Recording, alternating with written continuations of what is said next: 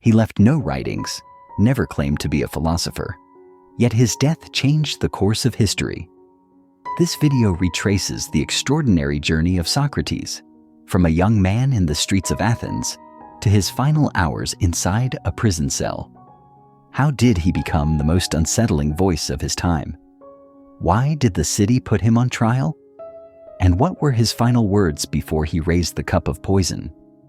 We'll explore his ideas, his companions and rivals, and how a seemingly ordinary Athenian became a timeless symbol of conscience.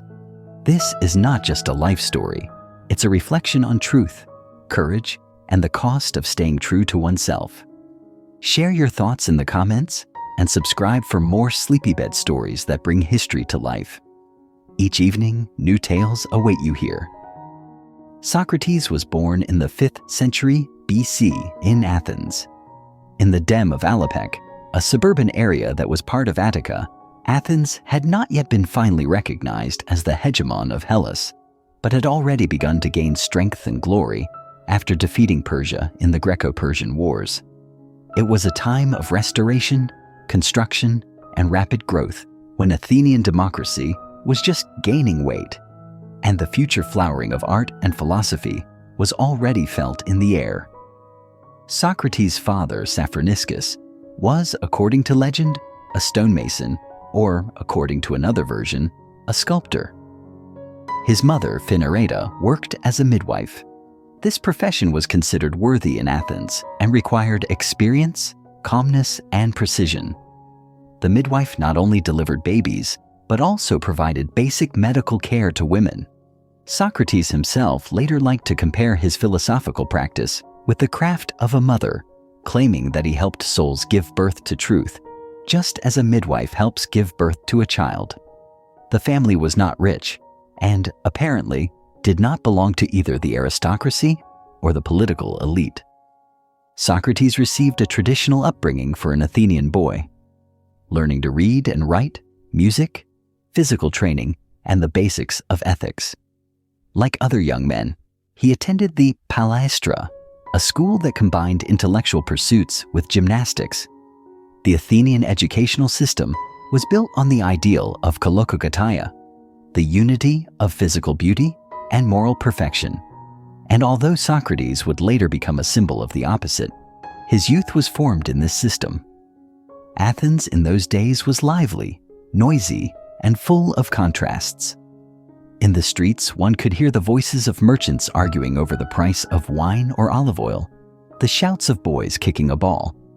The city was gradually recovering from the devastation by the Persians when the Acropolis was burned. It was during Socrates' childhood that the reconstruction of the Sacred Hill and the construction of those temples that would later become the symbol of classical Athens began. Architects and craftsmen worked on temples, porticos, and statues of gods. Phidias, an outstanding sculptor, returned to the city and was commissioned to create the cult image of Athena Parthenos. It can be assumed that, as a boy, Socrates visited construction sites, watching columns rise above stone bases and the faces of gods emerge from marble blocks.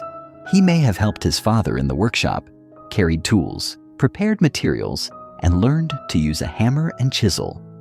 Later, as an adult, he often used craft images, a carpenter, a shoemaker, a builder, those whose wisdom comes from experience and precision, and not from loud speeches. Physically, he was strong and hardy.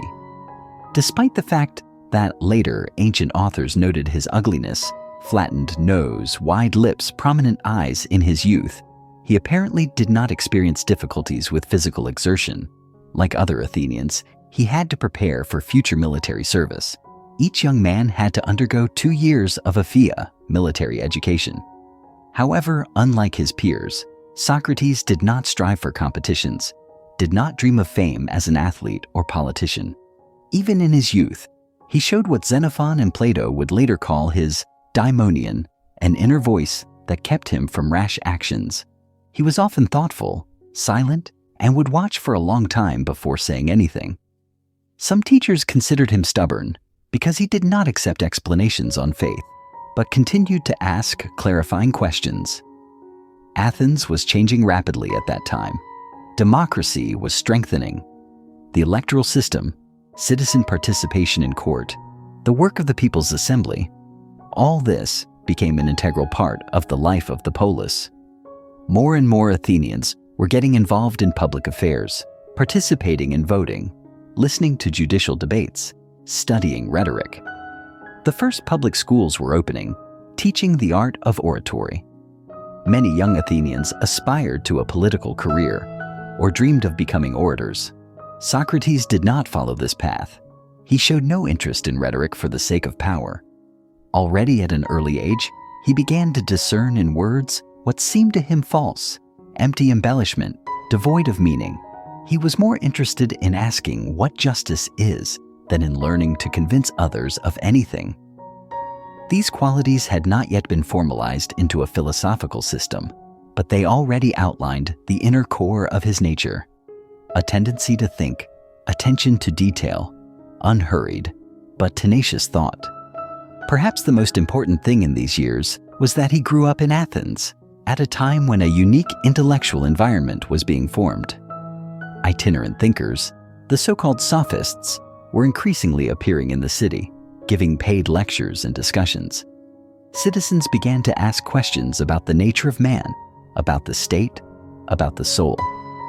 All this, at first alien to a boy from a simple family, would eventually become part of his inner world. For now, Socrates remained a shadow against the backdrop of great changes. He grew up without luxury, without noble connections, without any particular ambitions. But it was in this modest beginning, in working with stone, in the sounds of the hammer, in the voices of poets, and in the first rhetorical schools, that something else was born, a man who would not become a military leader, a legislator, or a poet, but would influence all subsequent generations, as if he had stood at the very foundations of thought. When Socrates came of age and completed the obligatory ephebia, he, like any Athenian citizen, became part of the military militia. Military service in Athens, in the 5th century BC, was an integral part of civic duty. It not only tested a person's endurance and courage, but also formed a sense of involvement in the fate of the polis. Socrates took part, according to available evidence, in 3 military campaigns, at Patidea, at Delium, and the Priagian expedition.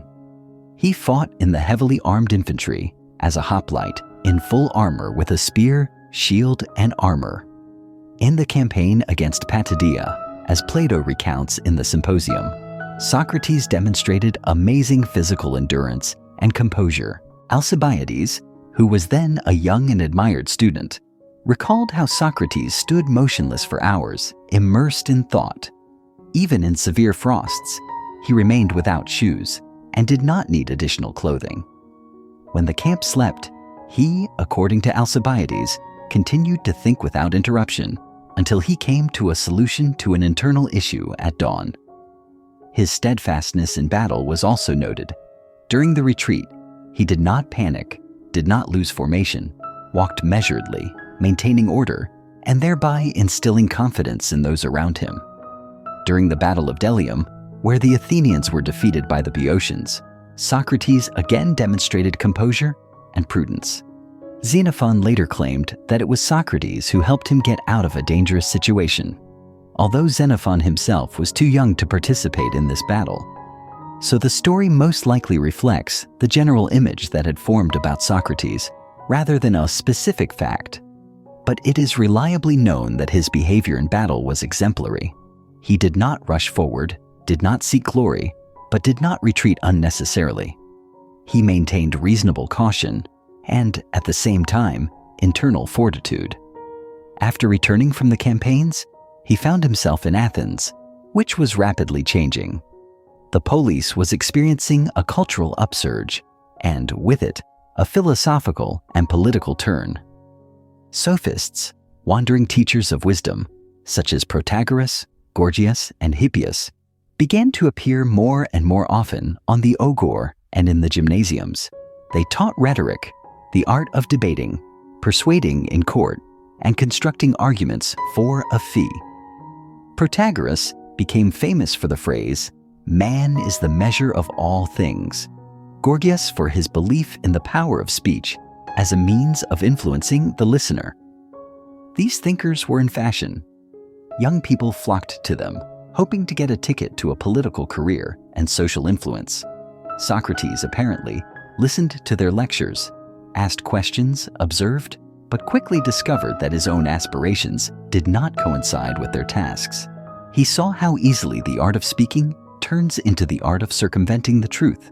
He was not satisfied with the position that any opinion can be substantiated if one sufficiently mastered the technique. Instead of learning to prove, he began to learn to ask and to look for answers that do not depend on eloquence but are based on internal logic and moral feeling. In those same years, he probably became acquainted with the ideas of natural philosophers. Echoes of the philosophy of Thales, Heraclitus, Parmenides, and Anaxagoras reached Athens and were discussed in the circles of educated citizens. He was especially interested in the idea of Anaxagoras, who claimed that the beginning of everything is reason, the world mind, which gives order to everything that exists. Socrates hoped that he would find in Anaxagoras an explanation of people's actions through the prism of a higher meaning. But instead, by his own admission, he encountered only physics, attempts to explain the phenomenon through rotation, wind, and ether. This disappointed him. He was looking for a reason why, but received only a mechanical how. This became a turning point. Socrates began to understand that true knowledge is not about the structure of the sky, but about man. He began to be interested not in the reasons for the change of seasons, but in the reasons for the choice between good and evil. He began to ask questions that concerned not nature as such, but the nature of the human soul. What is justice? What is virtue? Can one learn to be a good person? Who knows what is right? Over time, Socrates increasingly distanced himself from activities considered useful or profitable. He stopped working at a craft, did not strive to earn money, and was not interested in politics. His day was spent in conversations, not for profit, not for influence, but for understanding. He spoke to those who agreed to listen: artisans, merchants, young men, officials, poets. But he was not satisfied with the ready-made opinions. He asked again and again until there was nothing left but confusion or unexpected honesty. He did not call himself a philosopher. That word was just taking shape. But he became a man who put not the universe at the center of his attention, but himself, man as a thinking, doubting, searching being. It was in this, in the slow break from rhetoric, from physics, from politics, from the external, that Socrates' path to philosophy lay. By his mature age, around 50, he was already a prominent figure in Athens, not as a teacher in the usual sense, not as a writer, not as an expert, but as a man whose silence was frightening and whose questions were confusing. At that moment, he finally entered into the role that would make him a legend. When Socrates entered maturity, he became a constant figure on the streets of Athens. He had no school like the sophists, no home of his own to which his students would flock, no written lectures, no tuition. He did not open his doors, did not invite. He simply went to meet them. Every day he would appear where life was in full swing, on the agora, in the porticos, in the workshops, at the entrance to the palaestra. He would approach people and start a conversation. He was easily recognizable. He walked barefoot, in simple clothes, reserved, taciturn, until he began to speak. He could turn to a stranger without any introduction and ask, "What is justice?" Or, "What makes a man good?" Or, "You say that this is right? And why?" He did not ask these questions in order to argue or prove his case. He really wanted to know how the interlocutor himself understood it. And this was his method. He never claimed to know the truth. On the contrary, he began by admitting his own ignorance. His principle, "I know that I know nothing," was not a pose. He proceeded from the conviction that only those who are aware of their ignorance are capable of starting the path to understanding. He listened attentively, sometimes kept silent for a long time, but gradually began to clarify. One question led to another, an answer to a new clarification, and soon it turned out that what seemed obvious fell apart. This method of dialogue would later be called the Socratic method. Socrates himself called it meptica, the art of the midwife. He said that, like his mother, who helped women give birth to a child, he helps people give birth to thoughts. But for this to happen, you need to ask questions, patiently, precisely, sometimes painfully. He did not prompt answers, did not impose opinions, but forced the interlocutor himself to get to the essence. One of Socrates' favorite techniques was irony. He often began a conversation as a person who allegedly knew nothing. He asked with fresh naivety, asked for an explanation, was interested, as if he did not understand. But then, clinging to contradictions, he exposed logical failures in reasoning. He did not mock, but cast doubt. His speech was simple, almost every day, without embellishment and loud phrases, but it had a destructive effect, especially on self-satisfied experts. He could talk to anyone, to a shoemaker about craftsmanship, to a warrior about bravery, to a poet about inspiration, to an official about justice. And in each conversation, he returned to one thing: what makes a person truly reasonable and virtuous? He did not seek success in the usual sense. He did not participate in popular assemblies, did not run for office, did not strive for influence.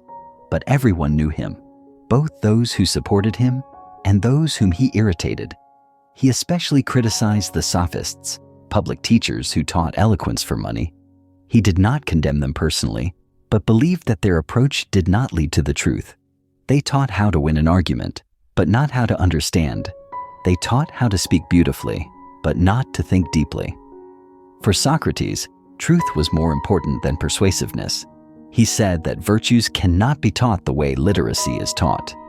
Virtue is not a formula, not rules, but constant internal work. The sophists felt threatened. After all, Socrates came without loud words, without announcements, but he could destroy a reputation in one dialogue.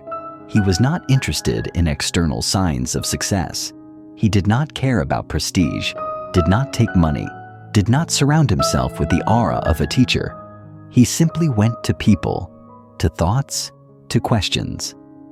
One of the episodes conveyed by Plato tells how Socrates talked with Euthyphro, a man who considered himself an expert in piety. Socrates asked him questions about what it meant to be pleasing to the gods, and it soon became clear that Euthyphro himself could not explain where the boundary between virtue and tyranny was, or the conversation with Meno, where Socrates shows that even the concept of virtue falls apart if you try to define it clearly, or the famous Apology, where Socrates, facing the court, tells that all his life he had only carried out a divine commission to ask people and check whether they really knew what they were talking about. He did not always meet with understanding. Some left irritated, others thought about it and returned again. Someone began with hostility, but over time began to respect. Others, on the contrary, felt humiliated and hated him for it. His manner seemed dangerous. It did not allow one to rely on ready-made answers. It destroyed comfort. It demanded effort. Socrates did not gather students, but the youth was drawn to him. They surrounded him, not because he promised to give something, but because his listening was attentive and his silence significant. He did not seek followers, but gave birth to thinkers. He said that his mission was an inner voice, a demon that kept him from making wrong steps. He did not go against the crowd, but he did not go with it either. He walked alongside it, asking questions. So, day after day, on the same streets, under the noise of the markets, next to the temples and courts, he said, "Not for glory, nor for power, nor for the sake of a school, but for one thing, so that at least one person would think about what he is doing and why." Socrates never called himself a teacher, did not run a school, did not gather students around him in the usual Athenian sense. He did not transmit knowledge in the form of a doctrine, and did not claim authority. But still, There were those who returned, who were drawn to him, who believed that people thought differently next to him. These people did not always call themselves his students, but they remained as a memory, as voices, as an extension. One of the most controversial and brilliant young men who found himself near Socrates was Alcibiades. Coming from a noble family and a pupil of Pericles, he had the looks, charm, speech, and ambition that would have allowed him to achieve anything he wanted. He met Socrates in his youth, and this contact was so strong that Alcibiades compared the philosopher to a satyr, capable of destroying everything a person believes in with just one conversation. He confesses that Socrates was the only one in front of whom he felt ashamed, neither in front of the popular assembly, nor in front of the soldiers in the camp, nor in front of powerful allies did he experience what he felt next to this man. He tried to persuade Socrates to have an intimate relationship, but the philosopher refused, saying that he would not give wisdom for the body. Alcibiades did not understand. He went into politics, into war, into treason, into flight. But even years later, when fame and shame surrounded him on all sides, he remembered Socrates as something that remained with him forever, and which he was never able to completely overcome. Plato's attitude was completely different. He was more than 40 years younger than Socrates, and first met him as a mature and recognized philosopher. Plato belonged to an aristocratic family, had a good education, was interested in poetry and science, but after meeting Socrates, he abandoned his verse writing and devoted himself to philosophy. He became the one who preserved the image of Socrates in history. Plato did not simply write down dialogues. He created a philosophical form in which the voice of Socrates became inseparable from the search for truth. He wrote that Socrates never asserted, but only asked, and therefore chose the form of dialogue in which no voice sounds definitive. In his early works, such as the Apology, Crito, or Euthyphro, Socrates remains as close as possible to the historical image. In later works, such as the Republic or Phaedo, he already becomes a conductor of Platonic philosophy. But even there, Socrates is not a monument, but a person, calm, ironic, persistent, internally free. Another important witness to the life of Socrates was Xenophon, a soldier memoirist, participant in the campaign of Cyrus the Younger. He was far from Plato's dialectic, but deeply respected Socrates. In his memoirs about Socrates, he depicts him as a mentor firm, practical, reserved. Xenophon's Socrates is not an underminer of other people's ideas, but an advisor and example. His description is simpler, sometimes more naive than Plato's, but even in them, one can feel genuine admiration. Thanks to these two authors, we see two sides of one person, Socrates the philosopher and Socrates the man. Among those who were with him in his last years, Crito stands out. He was the same age as Socrates, perhaps older, and always stayed by his side.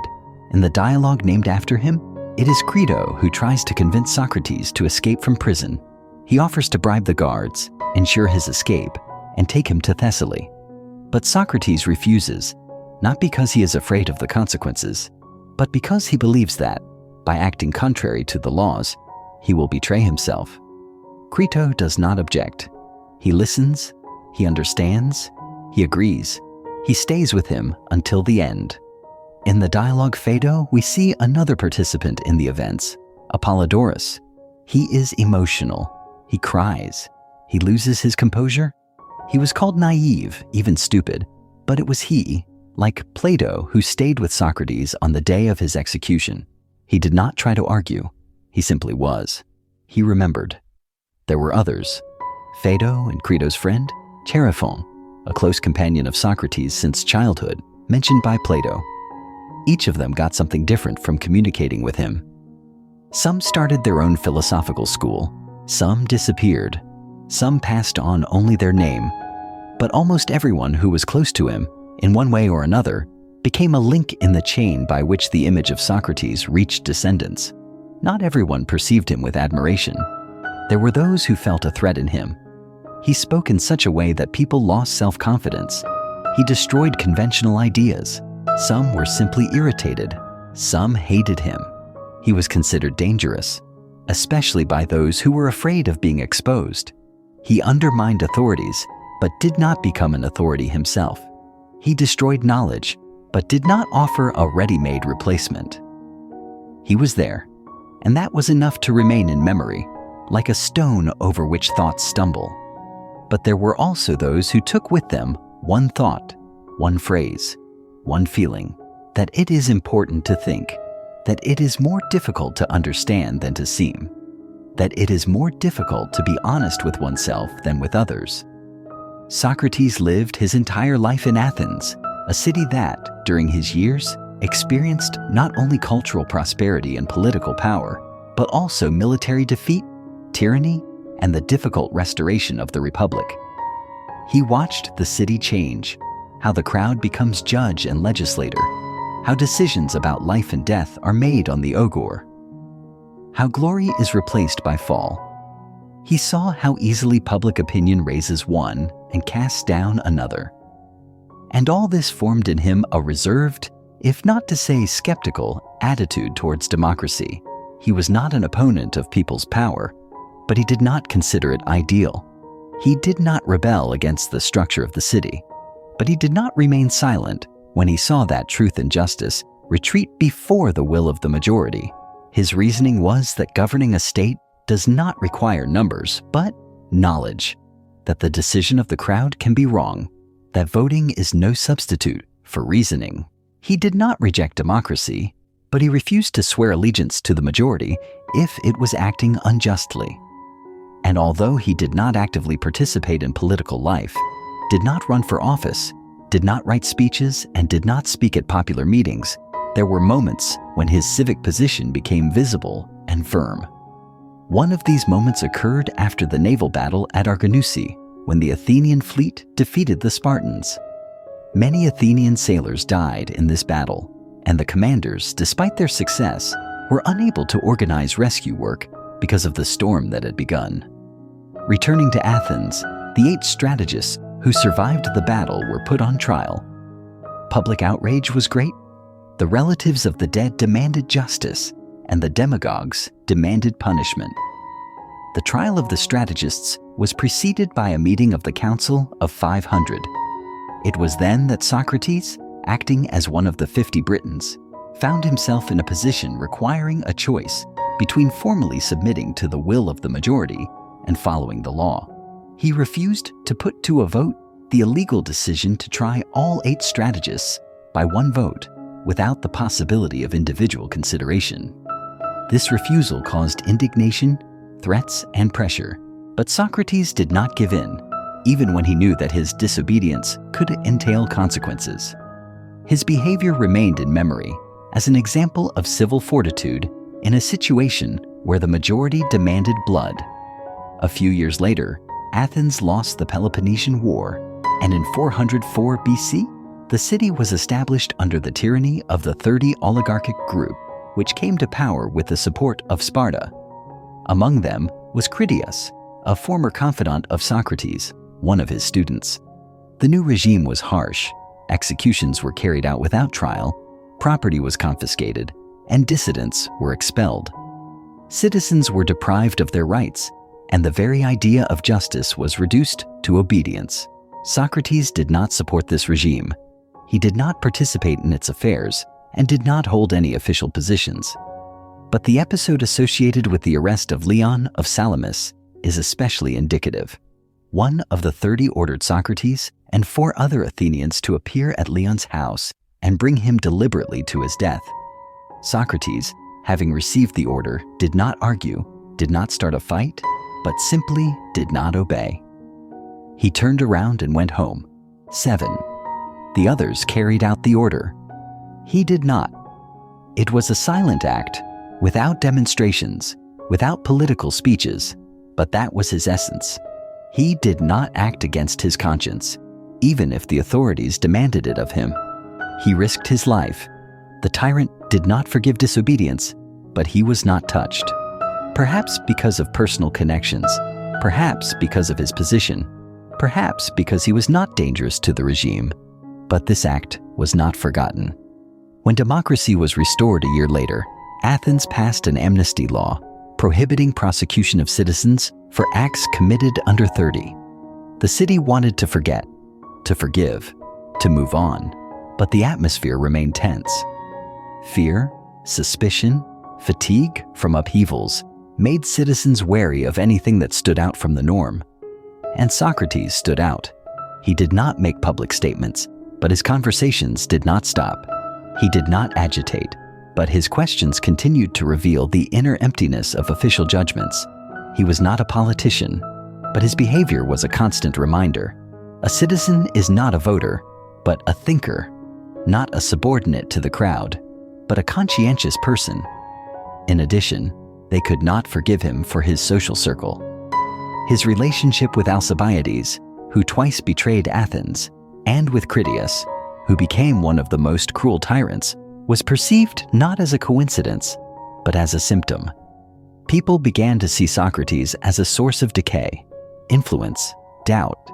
He did not call anyone to rebellion, but it seemed that he created conditions in which rebellion was only a matter of time. Socrates did not react. He did not justify himself. He did not strive to be understood. He continued to walk around the city, stop, talk, ask questions. He lived as he always lived. But now the city looked at him differently.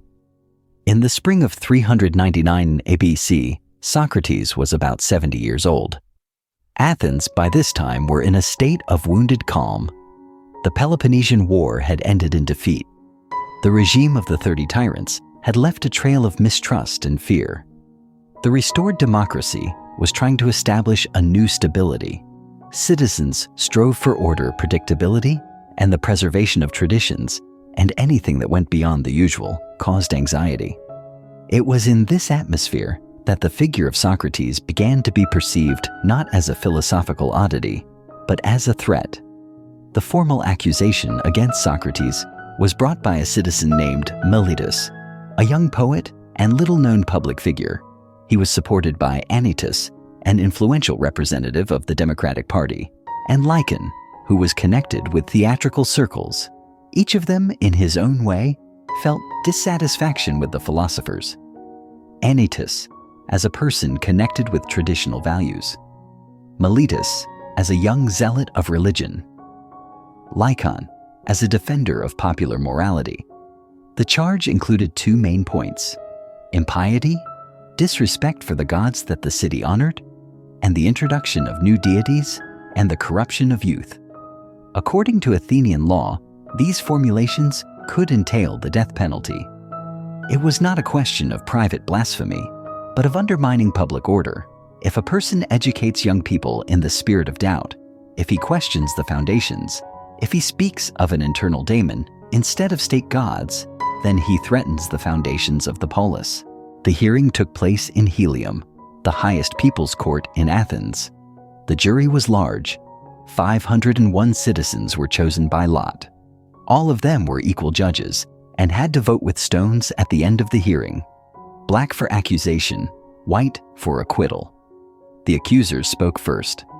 Meletus, speaking on their behalf, claimed that Socrates, with his speeches, rejected the recognized worship, introduced unknown divine powers, and, what is especially dangerous, destroyed respect for elders, undermined the authority of the government, and cultivated in young citizens a sense of superiority over the law. He referred to the fact that young men listening to Socrates began to despise their parents, mock customs, and, not participating in state affairs, formed informal groups around themselves. Philosophical circles, suspicious for urban democracy.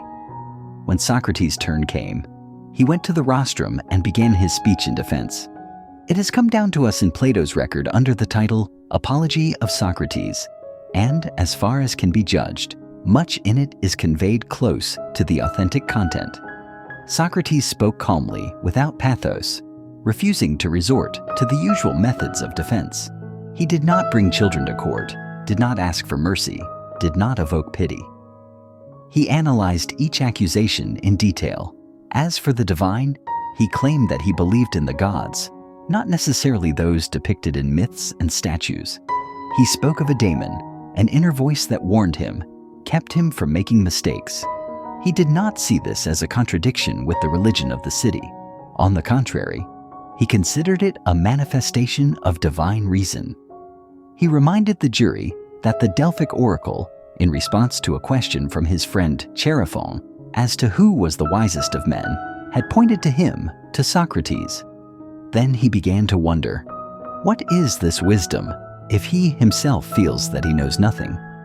He began to question poets, artisans, politicians, and found that they thought they knew, although in fact they could not even explain their own words. As for the charge of corrupting the youth, Socrates explained, he teaches no one anything. He does not take money, does not run schools, does not instruct. He only talks. He asks questions. Those who listen draw their own conclusions. If someone changes, it is the result of their reflection, not his influence. He wondered, if he corrupts, then who, on the contrary, educates? Who does this? And none of the accusers could name such people. He did not ask for mercy. He did not try to avoid the verdict. He said directly that he would not do what was considered appropriate for the accused. He would not lower himself to please the crowd. He offered to look at his life. He did not harm, did not take anything from the city, did not seek power, did not deceive, did not lie. He said that if he was executed, the city would lose the one who, like a gadfly, makes Athena's sleeping horse move. The vote showed 280 jurors for the accusation, 221 against. He was found guilty. The next step, according to the law, was to propose a sentence. The prosecutor and the accused named their options, and the court chose between them. Meletus proposed the death penalty. Socrates, in his characteristic manner, began with irony. He proposed that, as a man who had brought benefit to the city, he should be kept in the Prytaneum at public expense, as was done with the winners of the Olympic Games. This caused irritation. Then he proposed a moderate fine. His friends Plato, Apollodorus, Crito stood up and said that they would post bail, but the mood of the jury had already changed. The second vote showed an increase in the number of supporters of the death penalty. Now about 360 judges voted for death. Socrates listened to the sentence calmly. In his last statement, he expressed neither bitterness nor malice. He said that death is either eternal sleep, devoid of fear, or the way to another world where he could meet Orpheus, Homer, Odysseus, and continue to search for the truth. He said goodbye to the court without anger and left. The trial of Socrates was a turning point, not only for him, but also for Athens. The city that proclaimed freedom of thought was not ready for a man who embodied it to the end. He did not gather students, did not form parties, did not strive for power, but his ability to think out loud and question the obvious proved too great a threat, and so they decided to silence his voice. The trial of Socrates was a turning point, not only for him, but also for Athens. The city that proclaimed freedom of thought was not ready for a man who embodied it to the end. He did not gather students, did not form parties, did not strive for power, but his ability to think out loud and question the obvious proved too great a threat, and so they decided to silence his voice. After the judges sentenced Socrates to death, the execution was not carried out immediately. According to Athenian custom, on the day when the annual religious embassy to the island of Delos began, the city entered a special state of sacred silence. Until the ship dedicated to Apollo returned from its voyage, executions were prohibited in Athens. And so it happened that the ship departed almost immediately and after the trial.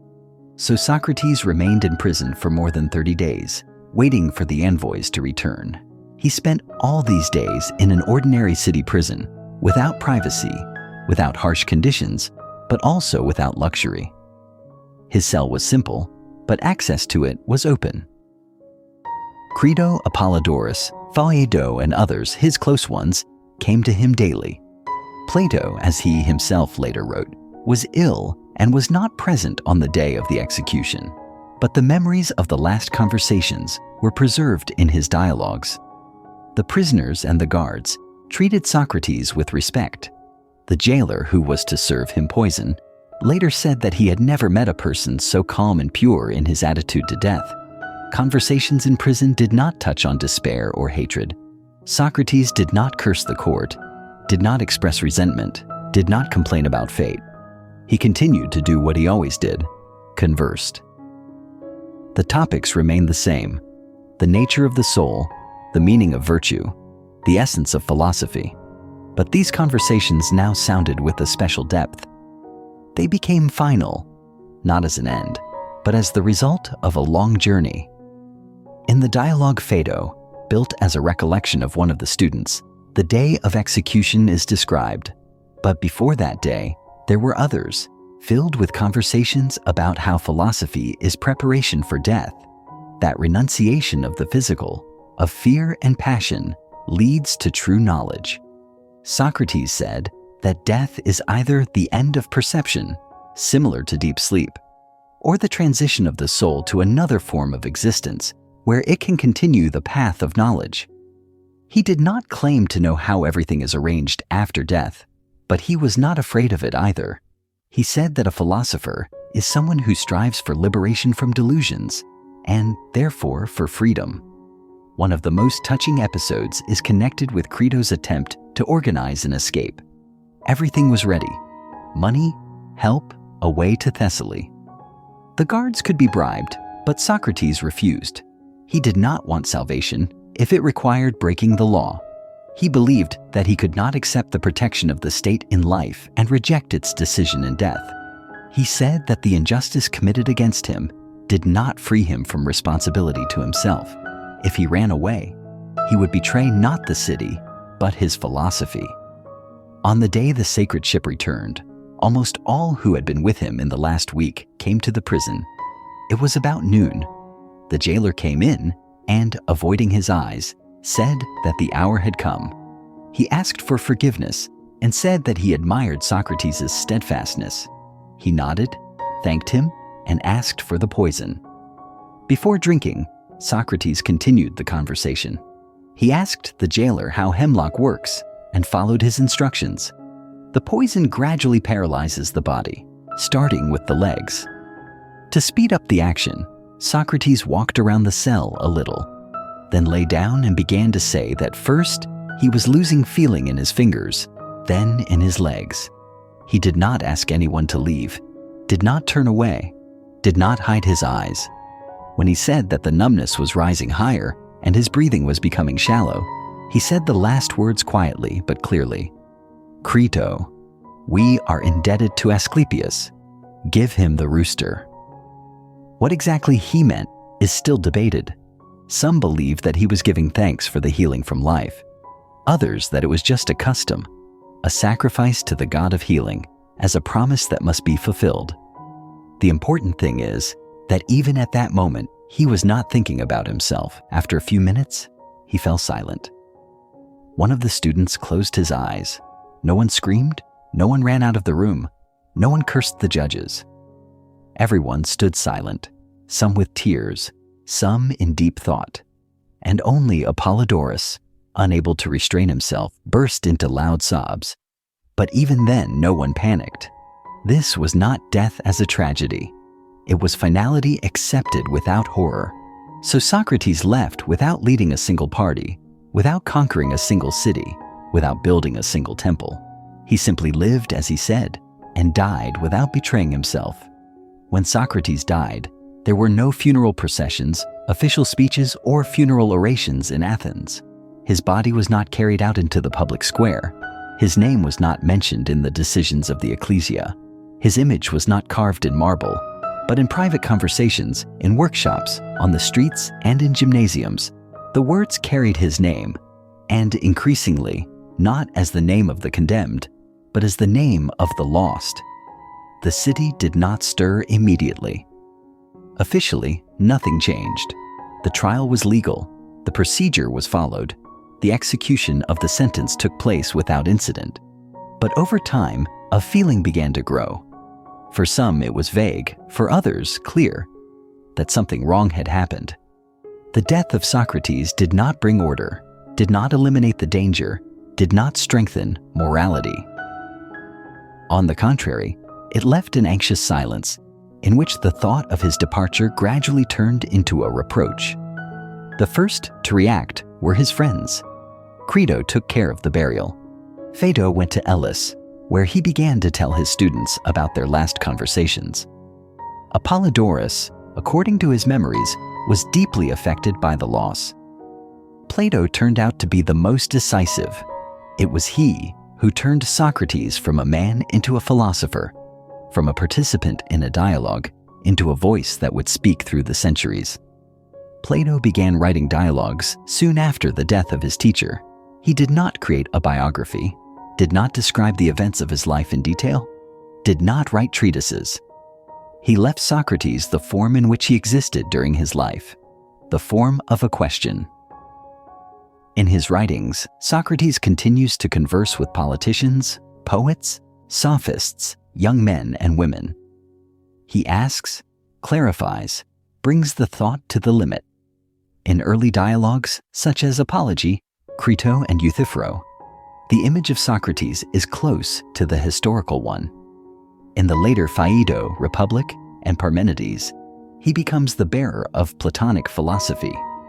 But in all cases, Socrates is a figure who thinks and makes you think. Along with Plato, the image of Socrates was also preserved by Xenophon, a warrior, historian, and student, very unlike Plato. His memories of Socrates, Apology, Economicus, Symposium, convey Socrates not as a metaphysician, but as a moral mentor. In Xenophon, he is not a philosopher in the strict sense, but a prudent man reasoning about virtue, education, and public benefit. This Socrates is simpler, more down to earth, but no less sincere. His image is closer to a living person. Over time, the attitude in the city itself began to change.